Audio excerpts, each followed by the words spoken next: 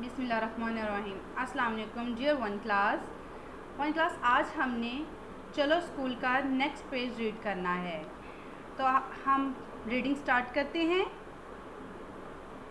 अस्सलामु अलैकुम। वालेकुम अस्सलाम। सलाम किसने किया? ज़ारा ने। किसको किया? अपनी दोस्त को।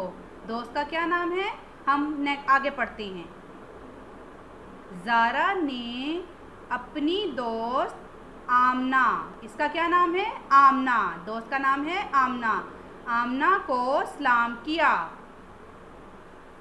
शुक्रिया। ज़ारा ने शुक्रिया कहा। किसको कहा? हम ये पढ़ते हैं, आगे पढ़ेंगे तो पता चलेगा। मिस निदा ने ज़ारा को इनाम दिया। ये कौन है? मिस। किसकी मिस है ये? ज़ारा की। इसका क्या नाम है? मिस निदा। मिस निदा ने क्या दिया?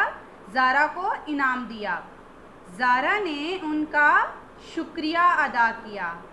ओके स्टूडेंट्स, अब आपने ये फुल सबक, आपने पूरा सबक आपने इसको रीड करना है और वर्ड टू वर्ड आपने इसको अच्छे से याद करना है। Okay students, very good.